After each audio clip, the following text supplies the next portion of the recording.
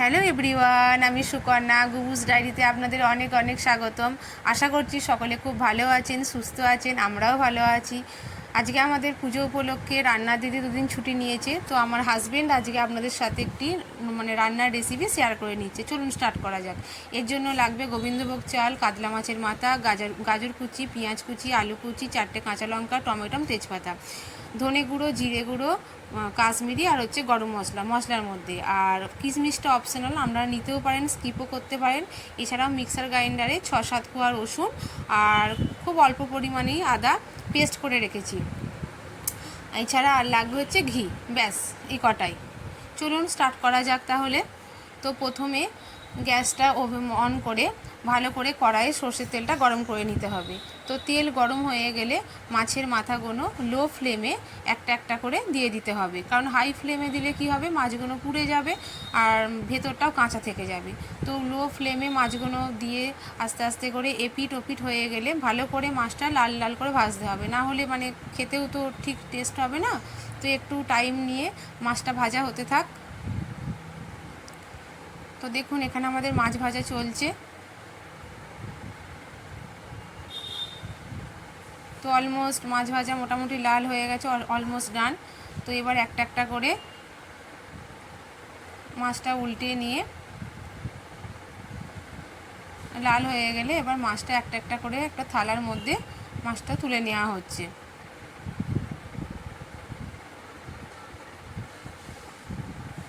তো সব মাছগুলোই তুলে নেওয়া হলো।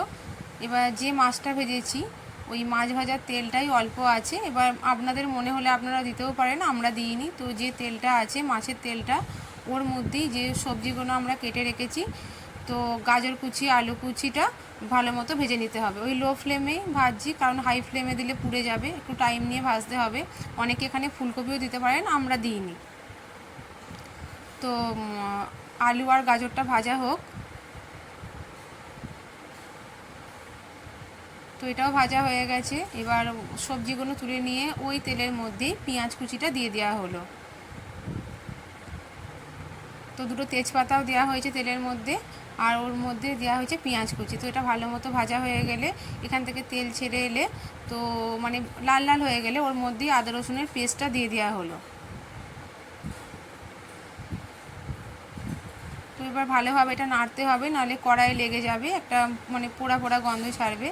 তো পেঁয়াজ আপনার পেস্টটা এরপর মশলাগুলো দেওয়া হচ্ছে। আপনার হলুদ গুঁড়ো, তারপরে নুন, স্বাদ মতো চিনি, এগুলো দিয়ে দেবেন আপনাদের আন্দাজ মতো। এখানে ধনে গুঁড়ো, জিরে গুঁড়ো এটাও দেওয়া হচ্ছে, আর দেওয়া হচ্ছে কালার অনুযায়ী কাশ্মীরি লঙ্কা গুঁড়ো।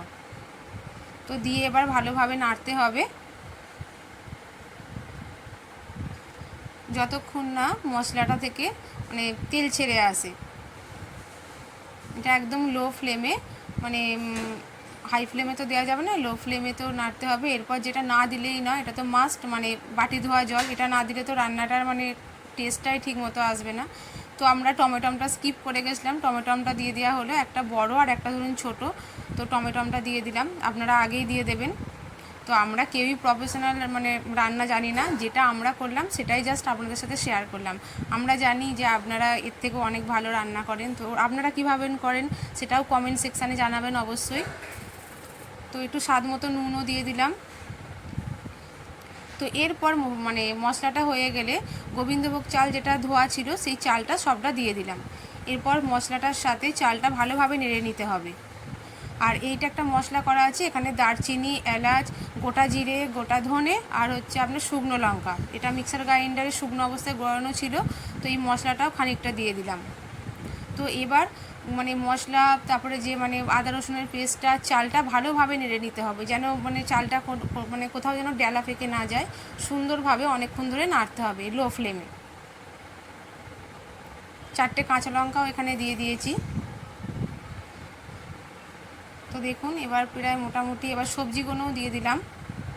এরপর মাছের মাথাটা দিয়ে, যেহেতু কাতলা মাছের মাথাটা অনেকটাই বড় ছিল, তো খুন্তি দিয়ে ওই জন্য আমার হাজব্যান্ড মাথাগুলো একটু ভেঙেও দিল। এরপর সুন্দর করে গোটা রান্নাটা আর কি যেগুলো যেগুলো দেওয়া হয়েছে ভালোভাবে নেড়ে নিতে হবে। দেখুন মোটামুটি হয়ে এসছে। এরপর কিশমিশটাও দিয়ে দেওয়া হলো, এটা আপনারা চাইলে দিতেও পারেন। এরপর এমনি প্লেন জল হয়ে গেলে মোটামুটি মানে 5-7 মিনিট নাড়ার পর জলটা আপনারা প্লেন জল দিয়ে দেবেন।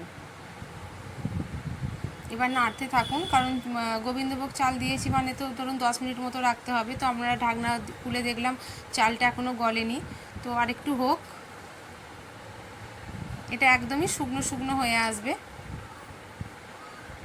তো আমরা ঢাকনা চাপা দিয়ে রাখলাম। তো এরপর দেখছি রান্নাটা মোটামুটি মানে হয়ে এসছে, সুন্দর একটা সেন্টও মানে বেরিয়েছে, খুব সুন্দর। তো এরপর যেটা দেওয়া হলো সেটা হচ্ছে চালটা দেখছে যে গলেছে কিনা। এরপর যেটা হলো এই মশলাটা যেটা করেছিলাম শুকনো মানে গুঁড়ানো মশলা, ওটা দিয়ে দেওয়া হলো, গরম মশলা দিয়ে দেওয়া হলো, আর আপনার শেষে হচ্ছে ঘি। ব্যাস, তাহলেই রান্না ডান। এরপর টেস্ট করার পালা। দেখি, ওয়াও, দারুণ হয়েছে। তো আপনারাও এইভাবে একবার করে দেখতে পারেন, আশা করছি ভালো লাগবে। ঠিক আছে, টাটা, আবার নেক্সট একটা ব্লগে দেখা হবে।